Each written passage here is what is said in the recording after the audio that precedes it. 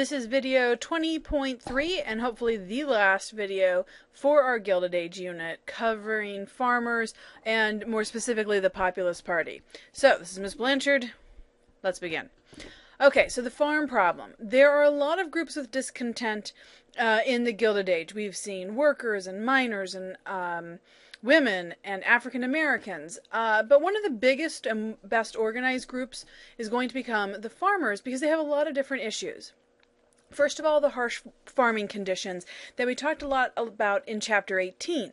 So you have the problem of the bad winter and the freezing blizzard and bad temperatures of the 1880s. You have cricket and locust infestations eating up crops, and just the hard life that exists out on the plains. Even with the Homestead Act, it was hard for a lot of farmers to improve upon their land and farm on their land. And then you're going to start to, with all of the farming that does start to get dust storms, which is going to eventually lead to the Dust Bowl in the 1930s. So farming life is hard.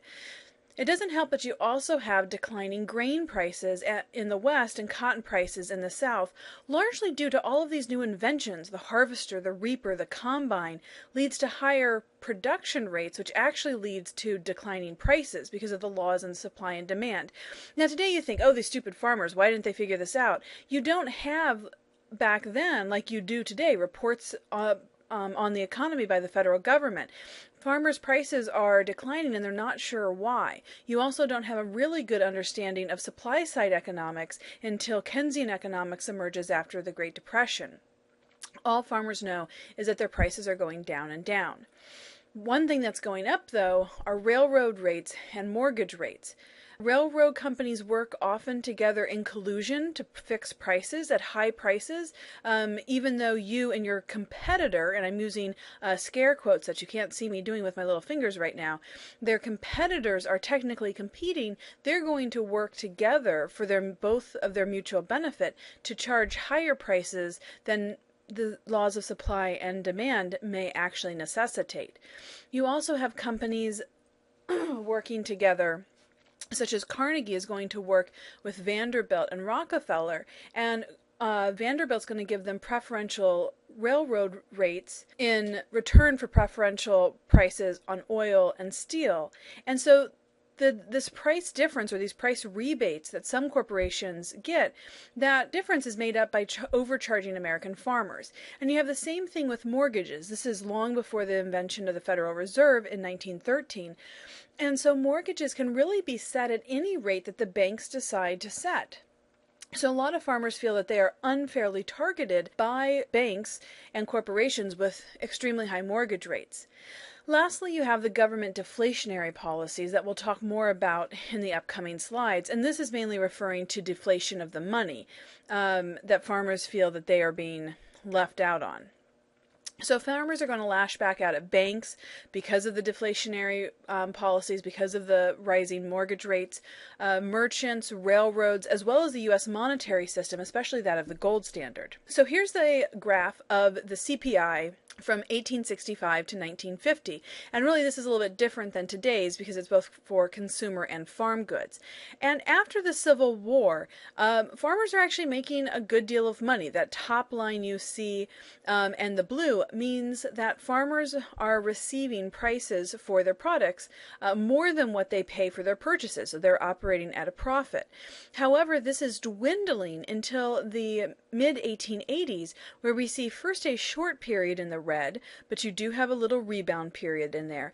But really from 1885 for the next 22 or so years, you have a unbroken period in which farmers are paying more for their purchases than they receive for their products. So they're really operating at a debt, and without any kind of relief in between, the amounts of debt for farmers are going to become greater and greater, and really lead a lot of farmers to be priced out of the farming industry. A lot of this farmers are going to blame on the American currency system.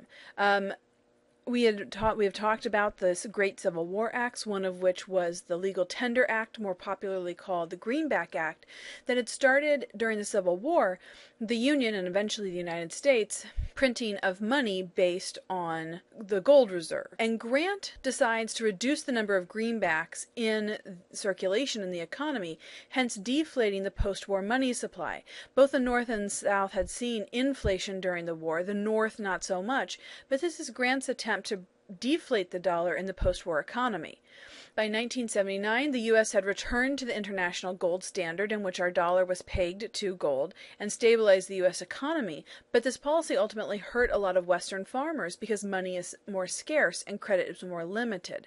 And by money being scarce, I mean that farmers simply, some of the denominations of money were larger than what they could actually afford to have. It's like, why don't we all walk around with $1,000 bills in our pocket? Because we simply don't have $1,000 to have at our ready in our pockets. Instead, we have to walk around with much smaller bills, ones, fives, tens, 20s. A few of you probably have hundreds.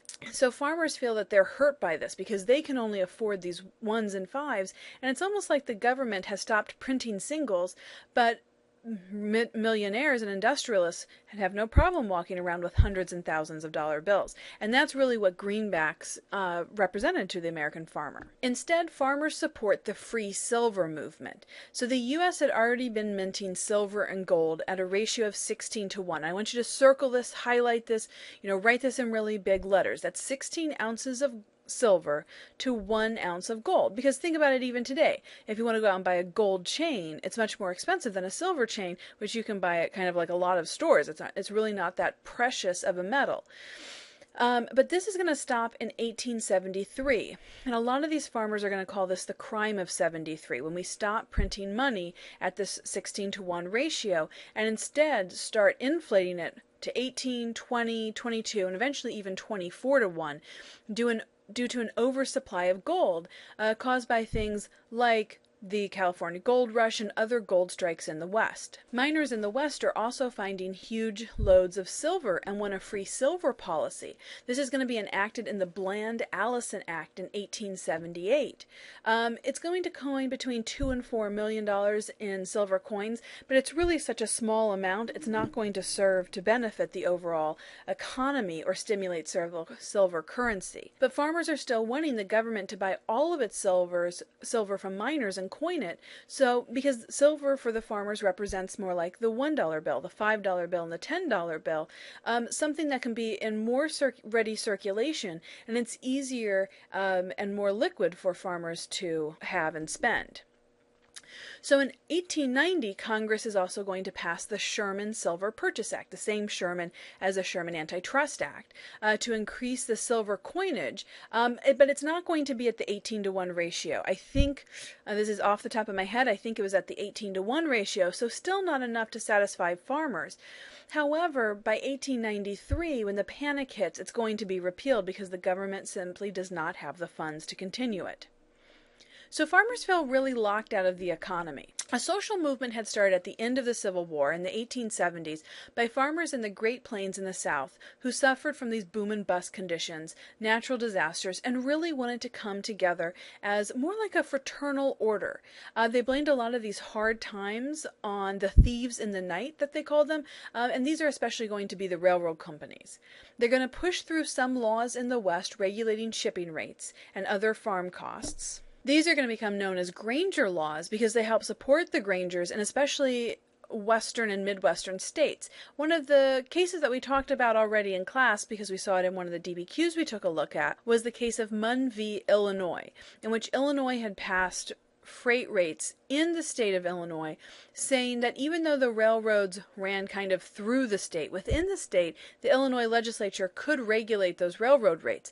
This is overturned 10 years later by the Wabash case, in which the federal government kind of backs up its ruling in Gibbons v. Ogden and says that the state cannot regulate railroad rates within the state of Illinois because the railroads originate and go through Illinois and thus are interstate trade. This is going to lead to the passage of the Interstate Commerce Act, which creates the ICC, the Interstate Commerce Commission, which in this time is mainly focused on regulating the railroads, although, especially in the 20th century, its power will be expanded. Right now, it's really looking to create a level playing field and a more unified law system for railroads. And one thing it specifically looks at is wanting to get railroad companies to publish their rates, to prevent things like the rebate system that farmers disliked, and also, like we saw in the Frank Norris piece, the railroads jacking up their rates at the last minute. The Grange also created their own grain elevators, mutual insurance systems, pooling sometimes farm machinery, setting up retail stores to also sell farm machinery. You guys aren't from the Midwest, but in the Midwest we have companies like Farm and Fleet and TSS, Tractor Supply. These are all have their roots in the Grange movement. However, the Depression, the panic in 1873 and the ensuing Long Depression wipes out most of these programs, these social organizations, but they are going to recoalesce as farmers' alliances. But this movement, this popular farmer movement, is going to be a continue of this popular democracy, and like that Jacksonian democracy, is putting power back into the hands of the common men, many of whom feel as the power has been lost to the corporations in America.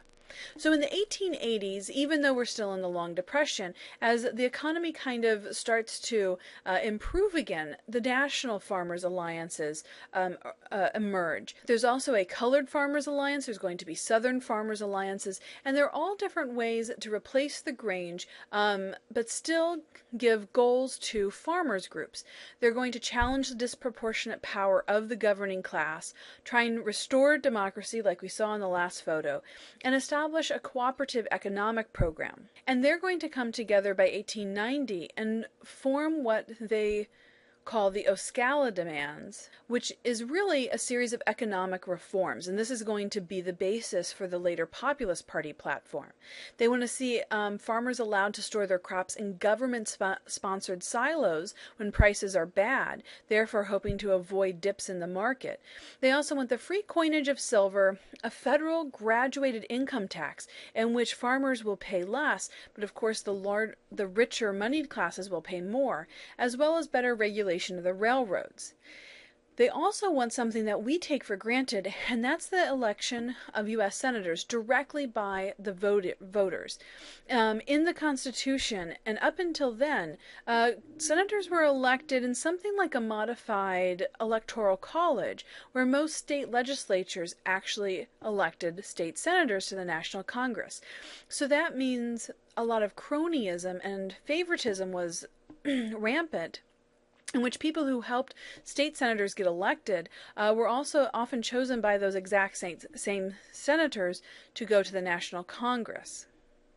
And farmers feel that by allowing a direct election, it's going to be more responsive to the will of the people.